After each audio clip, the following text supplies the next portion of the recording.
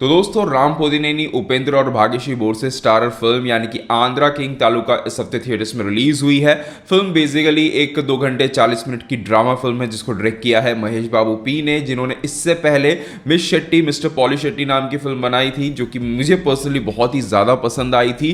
तो उनके द्वारा ही ये फिल्म बनाई गई है। तो मेरा पर्सनली जो है एक काइंड ऑफ एक्सपेक्टेशन उनकी तरफ जो है काफ़ी एक अच्छा खासा बना हुआ था।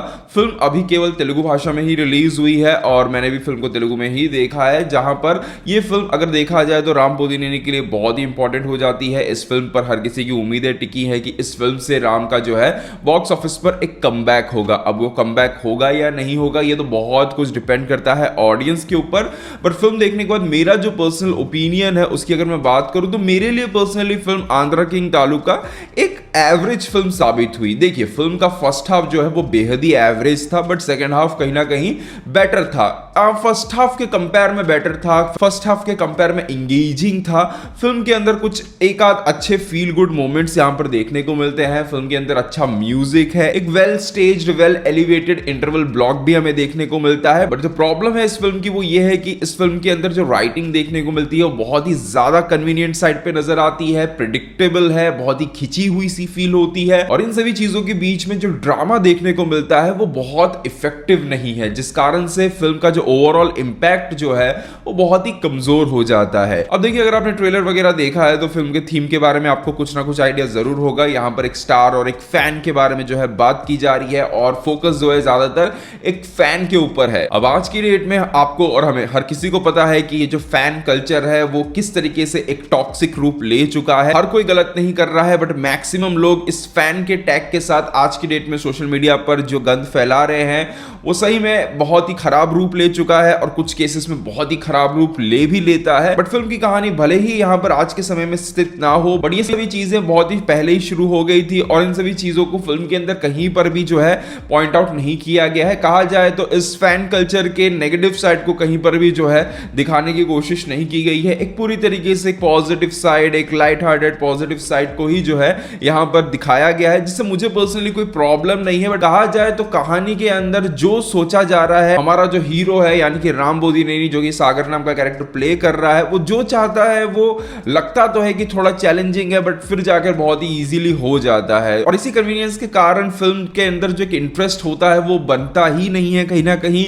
अब देखिए ये फिल्म कुछ लोगों के लिए पर्सनल लेवल पर काम कर सकती है। अगर आप भी किसी के बहुत बड़े डाई हार्ट फैन हो, अगर आप भी किसी एक्टर को भगवान की तरह मानते हो, जो कि मैं पर्सनली तो नहीं मानता हूं, तो अगर ऐसा कुछ है आपके केस में तो मे बी पर्सनल लेवल पर ये चीजें आपके साथ कनेक्ट हो जाती हैं। पर मेरे लिए पर्सनली मैं कह सकता हूं कि डायरेक्टर साहब की जो राइटिंग थी यहां पर इस फिल्म के अंदर वो बहुत कन्विंसिंग नहीं थी। मतलब उनका काम ये था कि अगर आप किसी के फैन हो तो भी, अगर नहीं हो तो भी जो है चीजें कनेक्ट करनी चाहिए थी। बट मेरी तरह अगर आप ये फैन कल्चर में बहुत ज्यादा बिलीव नहीं करते हो, अगर आप बहुत बड़े किसी के फैन नहीं हो, मतलब पूजा करने जैसे तो किसी के फैन नहीं हो, तो मे बी ये चीजें आपके साथ भी उतनी कनेक्ट ना कर पाए। हाँ, फिल्म के अंदर एक चीज अच्छी ये लगी कि क्लाइमैक्स के अंदर जब राम बताते हैं कि क्यों उनके लिए उपेंद्र बहुत ज्यादा इंपॉर्टेंट है, तो वहां पर ये चीज कहीं ना कहीं डायरेक्टली इनडायरेक्टली हमारे सामने निकल के आती है कि एक एक्टर जिसका एक बहुत बड़ा फैन बेस है उसकी क्या रिस्पॉन्सिबिलिटी बन जाती है। एक स्क्रिप्ट सिलेक्शन भले ही उसके लिए जस्ट एक प्रोसेस का पार्ट हो, बट वो चीज किस लेवल पर और कितना ज्यादा किसी को इन्फ्लुएंस कर सकती है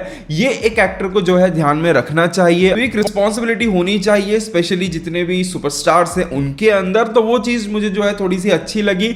ओवरऑल अगर कहूं तो फिल्म का क्लाइमैक्स कहीं ना कहीं अच्छा था। पूरी फिल्म के अंदर एक क्लाइमैक्स को कह सकते हैं कि जहां पर डायरेक्टर साहब ने ये जो फील गुड टच है उसे काफी अच्छी तरीके से दिया है। वहां पर जो इमोशंस हैं वो काम करते हैं, तो क्लाइमैक्स फिल्म का जो है अच्छा है। दूसरी तरफ फिल्म का एक और जो प्रॉब्लम है वो है इसका लव ट्रैक। देखिए भले ही फिल्म की कहानी एक फैन और स्टार की है, बट फिल्म का मैक्सिमम पोर्शन ये लव स्टोरी कवर करती है, जहां पर लव स्टोरी के अंदर कुछ भी ऐसा नहीं था जो कि मतलब कनेक्ट कर पाए। सीरियसली कहना चाहता हूं कि शुरुआत ही जिस तरीके से होती है, कुछ नया ट्राई करने की कोशिश तो की गई है, बट मुझे पर्सनली जो है वो बहुत ही मतलब बचकाना सा लगा। मतलब भाग्यश्री की जो एंट्री होती है, जो लुक रिवील होता है, वो मतलब इस तरीके से है कि यहाँ पर राम खड़े हैं और वो गुस्से में थिएटर के कांच पर नारियल फेंक रहे हैं, कांच को तोड़ने की कोशिश कर रहे हैं। पहला कांच टूटता है भाग्यश्री का, थोड़ा सा लुक नजर आता है। अब वो लुक को देखने के लिए, मतलब भाग्यश्री को देखने के लिए भाग्यश्री चलती जा रही है और जितने भी कांच आ रहे हैं उन पे राम जो है नारियल फेंके जा रहे हैं। अब वो फेंक तो रहे हैं देखने के लिए, पर उनके दिमाग में इतना तो रहना चाहिए कि उस तरफ जो है भाग्यश्री का कैरेक्टर खड़ा है, तो ऑब्वियसली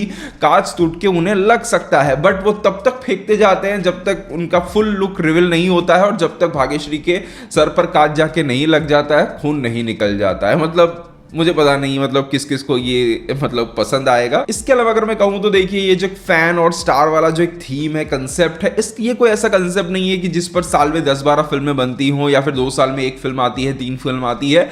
ये ऐसा कोई कंसेप्ट नहीं है। ये ज्यादा इस कंसेप्ट पे ज्यादा फिल्में नहीं बनती है, तो ऐसी उम्मीद रखी जाती है कि इस कंसेप्ट पर अगर कुछ आएगा तो पर्दे पर कुछ एक फ्रेश देखने को मिलेगा। But to be very honest, भले ही ये थीम बहुत ज्यादा हम नहीं देखते हैं बड़े पर्दे पर इस फिल्म को देखते समय कहीं पर वो फ्रेशनेस जो है फील नहीं होती है राइटिंग के अंदर। मतलब चीजें जो है बहुत ही रूटीन सी फील होती हैं। ऐसा नहीं कहूंगा कि चीजें रोज हम देखते हैं, बट जो ट्रीटमेंट था, जिस तरीके से चीजें प्रोसीड करती है, वो बहुत ही रूटीन सा था, बहुत ही प्रिडिक्टेबल सा था। बाकी जैसा कि मैंने शुरुआत में कहा कि फिल्म का म्यूजिक काफी अच्छा है।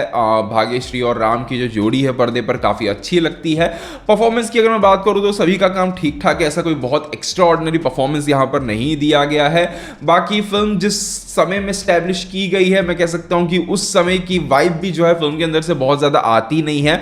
मतलब कह सकते हैं कि जब हम उपेंद्र की फिल्मों को देखते हैं, थिएटर के अंदर के माहौल को देखते हैं, तब थोड़ा सा फील होता है, बट बाकी ऐसा देखकर जो है वो फील कहीं ना कहीं नहीं आती है। तो ओवरऑल अगर कहूं तो मेरे लिए personally film Andhra king taluka एक एवरेज फिल्म साबित हुई। एक बार देख सकते हो, टाइम पास के लिए लाइट हार्टेड सी फिल्म है, ज्यादा परेशान नहीं करेगी, मतलब फिर भी थोड़ी सी बोर कर सकती है, बट टाइम पास के लिए एक बार देख सकते हो। फर्स्ट हाफ एवरेज है, कुछ पॉइंट पर बोरियत फील हो सकती है। सेकंड हाफ अबाव एवरेज कह सकते हैं। ये चैलेंज जो वो ले लेते हैं, जो कि अगेन बहुत ही आसानी से पूरा तो हो जाता है, बट स्टिल फिल्म जो है कुछ हद तक इंगेज करने में उस पॉइंट पर कामयाब होती है। तो ये था मेरा ओवरऑल ओपिनियन इस फिल्म को लेकर। अगर आपने फिल्म देख ली तो आपको फिल्म पर्सनली कैसी लगी है कमेंट सेक्शन में जरूर बताइएगा। मिलते हैं हमारे अगले वीडियो में, तब तक के लिए बाय बाय, टेक केयर।